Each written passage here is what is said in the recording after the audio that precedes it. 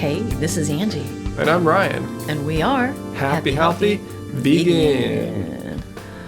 So this is one of those like unrehearsed episodes where I'm really not sure what we're going to say. But we do this all the time. We talk all the time about topics. So let's get one of these on camera. All right. So this kind of piggybacks off of a recent episode from Bonnie Rebecca. She's been really stepping up her vlog game, trying to make daily vlogs. And one of them was about whether or not YouTube is a job. People have been saying that YouTube isn't a real job and that I guess it's not fair that I live the lifestyle that I live because I don't really work hard for it when there's people out there working 9 to 5 and all that kind of stuff. Yeah, people, she said, were not taking her seriously, kind of laughing at her. Yeah, in real life people. How can YouTube be a job?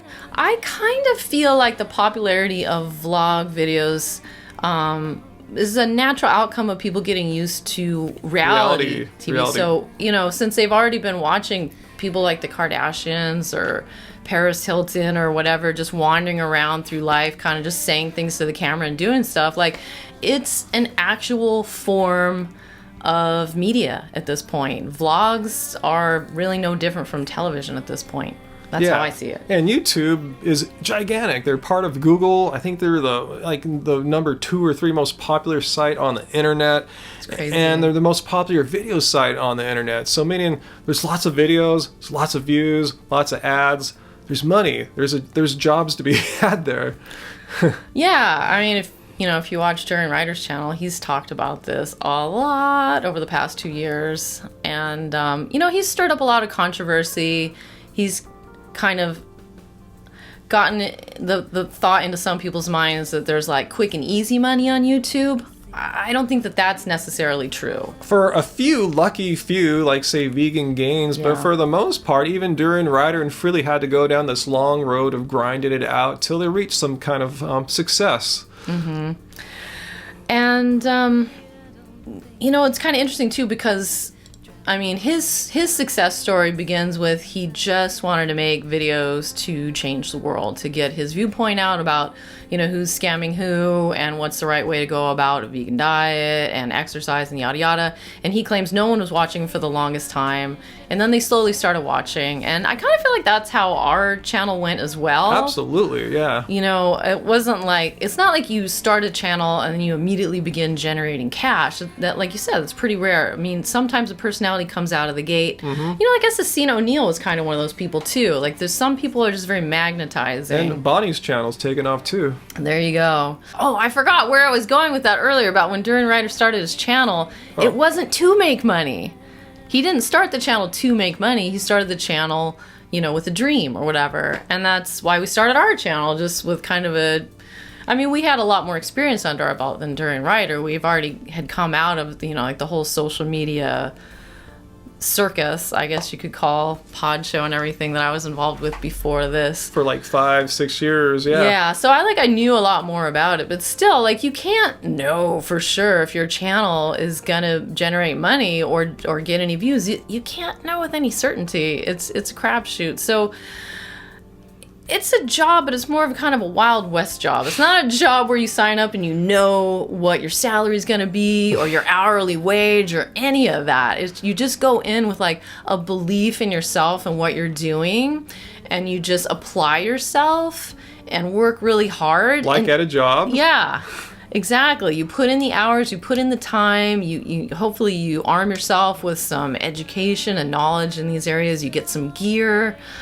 And little charisma, hopefully. Yeah, well, I think charisma is actually going to be your number one factor for whether or not you hit, quickly or you have staying power. But we approached it as a job, but with no idea. It's just faith whether or not, people will actually find it and appreciate it and, whether it's going to work out. I guess, it totally is a job if approached well and received well. Yeah, I mean, tell that to PewDiePie, who makes, over $1 million a month off YouTube. I mean, tell him what? That's a job. He's making some money, yeah. Yeah. And it's really obvious that PewDiePie is also doing what he really enjoys, so it's fun. And I think that's the reason why some people think it's not a job, because they're resentful of whatever employment they're engaged in. And so they see like, oh, this person's like enjoying the work that they're doing, and it doesn't seem like work to me, so therefore it's not a job. Well, this is what's cool, because now with the internet, there's way more types of jobs out there than, say, what your parents had available to them. You don't have to go into an office or a store or what have you. You can work for yourself. It doesn't have to be on YouTube. Before this, we were doing social media and with podcasting, and I was working as a freelance web developer from home. We've been working from home for like over a decade. Yeah, I've definitely done some website stuff here too, and move files around and whatnot. But I never would have thought that I would want to have a video talk show in my 40s. Like, I would have thought, in your 40s, that's when no one wants to see your face. So I was like, just hide behind the mic or whatever like that. But it's been a really great experience for me. It's been nice to meet a lot of new people through this, and just to get to know so much more about the vegan community all over the world. So even though it is definitely a lot of hard work, it's still really fun. So I guess some people think like YouTube is only a hobby, but any hobby can be turned into a job. Absolutely. Any hobby. Musician, anything, There's a fine line between hobby and professional. Yeah. I guess the line is like whether or not you can actually get paid. Like, our music is sadly more of a hobby, even though we have always approached it like a job. What is a job anyway? Well, kind of what we're saying here. You bring a certain, attitude, a work ethic, a focus, an approach, rather than just kind of goofing off. I mean, we don't have a boss here whipping us, keeping us on track, but we keep ourselves focused on track, working very hard, probably harder than if we had some slave master. We're just not like goofing off all day at the beach, drinking Mai Tais or anything like that. I know it looks that way. That's just how we edit it.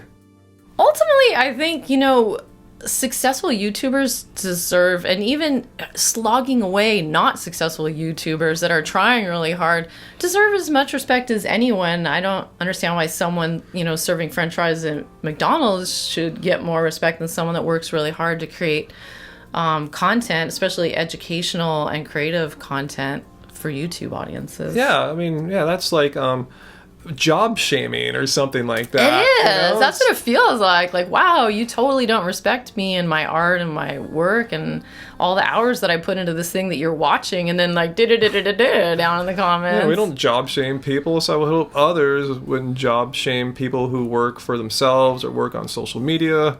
We all got to do something. I mean, it takes a lot of guts to be on this side of the camera. It really does. So kudos to you, Bonnie, Rebecca, and get Tim in front of the camera more often too. Slim like Tim. So anyways, that's basically our thoughts. If you have some different thoughts, I guess you can leave them in the comments down below. I'm sure we'll see lots of different thoughts down there. Like or dislike the video, share it with a friend, share it with someone that's been YouTube shaming you. Stay subscribed. For more from me and Angie here at Happy Healthy Vegan. And until next time, as we always do, keep it carb, baby. Keep it carb.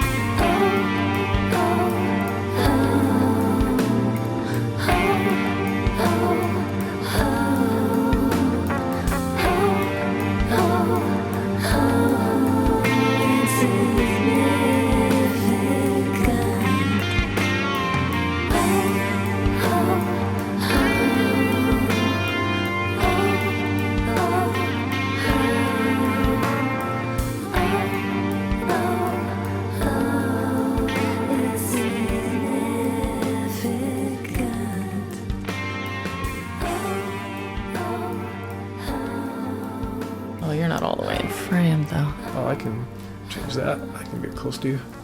I like you. You like me? Mm-hmm. You're my favorite vegan YouTube girl. Oh. I got that on film, too. Everyone can hear that. Oh, great. It's like having it written in blood. Yeah, it is.